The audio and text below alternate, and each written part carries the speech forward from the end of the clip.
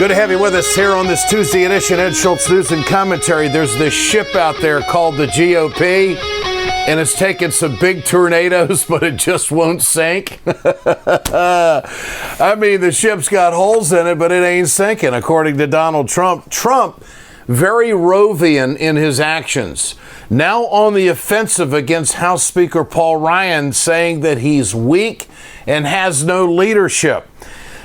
Look, Trump still has his supporters out there despite all the controversy that surrounds both he and his campaign.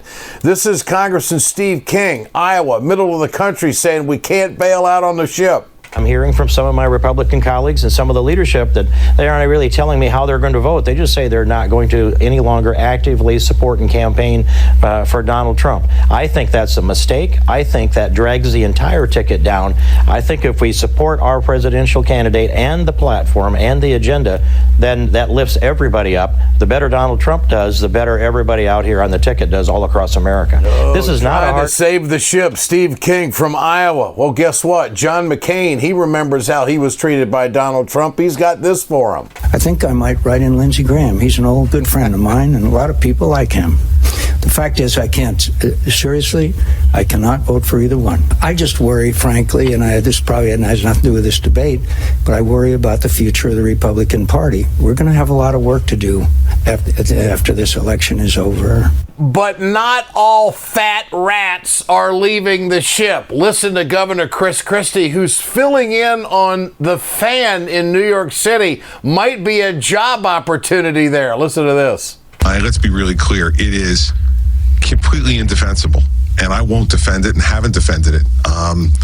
That kind of talk and conversation, even in private, is just unacceptable. And so, I made that very clear to Donald on Friday when this first came out, and urged him to be contrite and apologetic, because that's what he needs to be. And so, for me, this is just, stuff that you just can't be involved in and shouldn't even be thinking.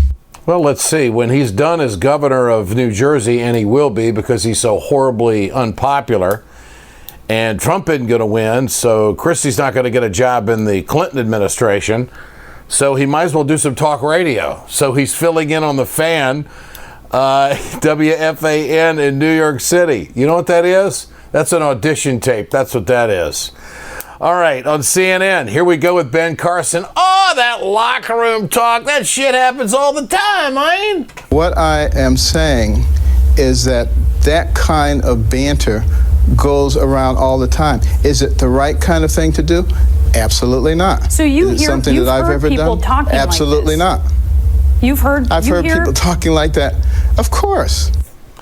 Boy, there must be some interesting conversations in the hospital if he's still allowed in one. How is this playing in the middle of the country? When we come back, Jane Kleeb, Bold, Nebraska. She's the chair of the Democratic Party in Nebraska. She'll join us after this. Stay with us. Hey, folks, you've heard me talk about BioGreen Clean. I'm going to show you right now on my airplane just how tough this is. I want you to keep in mind, chemical-free, 100% plant-derived, biodegradable. It is the safest cleaner that you can get, and it's the most effective. Go to our website, wegoted.com, or go to biogreenclean.com. www.biogreenclean and order today. We perpetuate a culture of crime all the way from Wall Street right down to the main street in our hometowns. It's worse than it has been since FDR took control of the problem and said we can't count on industry taking care of the American labor. They probably have already engaged into some type of criminal cover-up, and the law prohibits the government from even doing anything about it. Catch America's lawyer Mike Papantonio on YouTube at youtube.com/GoLeftTV. It's time to continue our conversation about mechanical insulation. Mechanical insulation is for the piping systems in our nation's commercial and industrial facilities. Facility owners are burning up billions of dollars through the lack of mechanical insulation on these piping systems. Call the iSave team. Insulation saves America valuable energy, and this team of energy conservation specialists is shovel-ready to save you money. Visit iSaveTeam.org to have a specialist give your plant an energy audit. Back with you on Ed Schultz News and Commentary. Communication Workers of America, Alliance for American Manufacturing, BioGreen Clean, and the iSave team bring you this production every day from Washington, D.C. We're joined now by Jane Kleeb, Director, Bold, Nebraska. She's running for chair of the Nebraska Democratic Party. Actually, she's already won that. See how I read your material, Brent? I'm smarter than your material. But this is... We wing it all the time, Jane, don't we?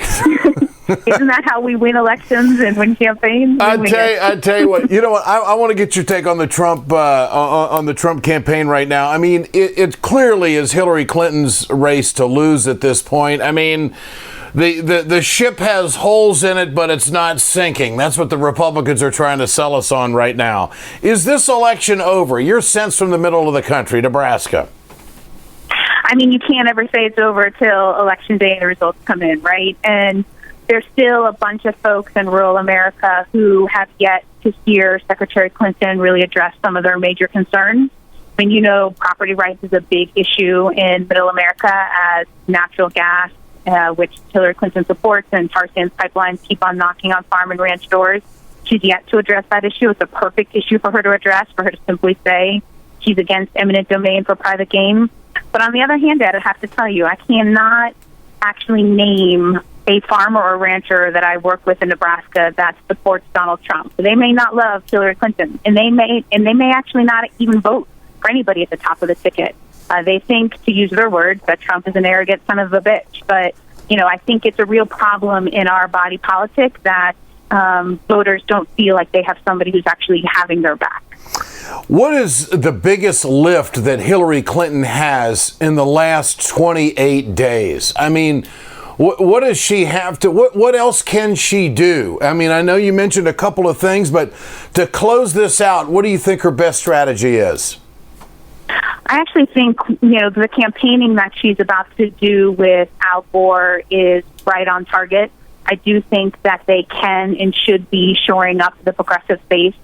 You know, as a progressive or as a movement voter, as I like to describe myself, you know, somebody who comes to politics through issues, you know, she needs to do better in that. And I'm not telling you on air anything. I'm not telling directly to the Clinton campaign.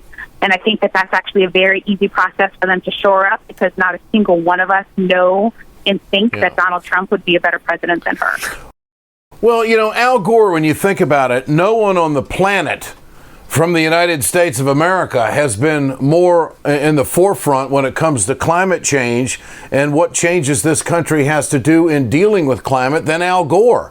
And for him to get on the stage and say Hillary Clinton should be the president of the United States is really, I think, one of the best endorsements she could have, to the Sanders campaign that was concerned about climate change in her position. What do you think?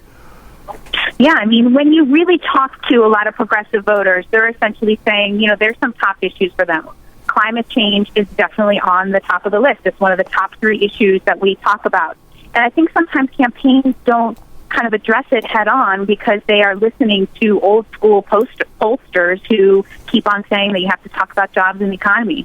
Reality is climate change is at the heart of all of the issues we care about, whether it's our communities, whether it's our water, whether it's our jobs and the economy. Climate change is definitely an issue that is right there in the middle of all of those concerns. Yeah. So, you know, I think it's a brilliant strategy that they're going out with Al Gore. It is a huge kind of testament and a nod to a lot of us progressives that she's going to start to take this issue seriously.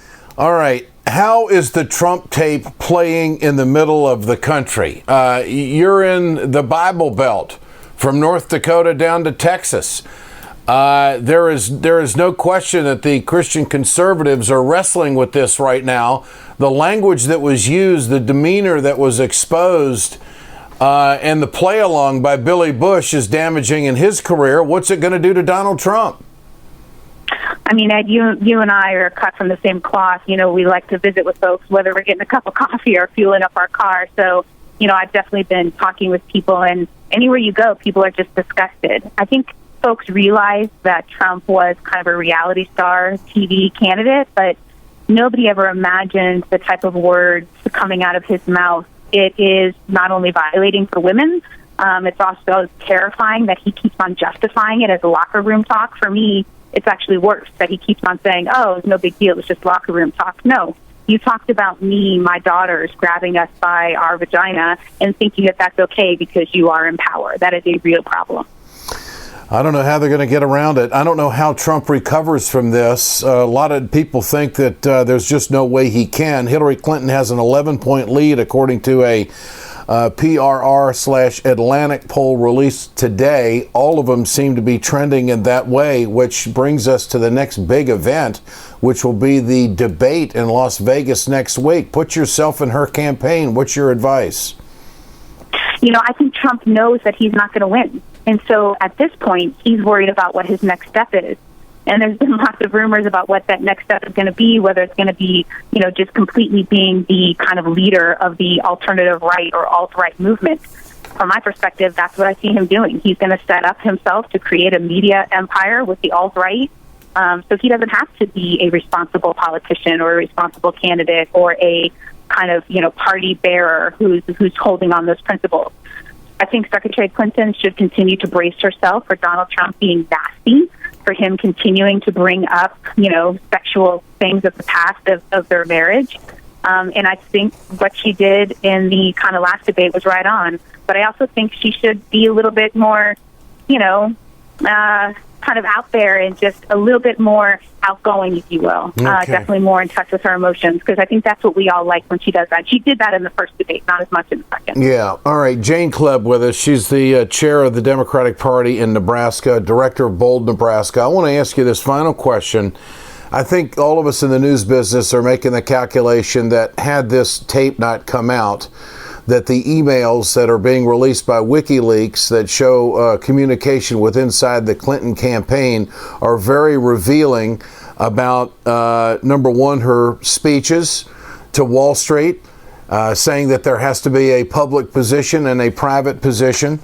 How scary is that? Because she used to support TPP as the gold standard. Now she's against it. She used to support Keystone, and now she's against it. You think this is going to be a heavy lift for some progressives to wrestle with the fact that Hillary Clinton really didn't want those speeches, those transcripts released during the big primary going on in the competition with Bernie Sanders, because they would have had a field day with it. The private and public position, I think, is dangerous territory for Hillary. Your thoughts? There's no question. I think you would see more attention focused on that if not for the Trump case. But I will also say, you know, as a progressive, none of us are, you know, have rose-colored glasses on. We know that once Secretary Clinton gets elected president, that we are going to have to be in the streets double time than we were even with President Obama. You know, so when I read the email specifically on Keystone XL that she essentially was prepared to come out at a year before they actually announced it, and they didn't, mostly because of the one union that was really, you know, kind of bullying her campaign, you know, that's frustrating. And I think, you know, one of the problems that I see, honestly, Ed, with her campaign is that she has progressives around her. John Podesta is a progressive. What she doesn't have is progressives who are from, right now, the grassroots campaigns that we are fighting now. Yeah. So the issues that we faced in 1990 and 2000 are very different than what we're tackling right now. Yeah. She needs new blood in her inner circle. Jane Kleeb, always the best. Take it. Always love your take on everything, and a great resource. Keep up the fight, my friend. Thanks. Thanks, Ed. Talk to you guys soon. You bet. Ed Schultz, News and Commentary. We're back tomorrow.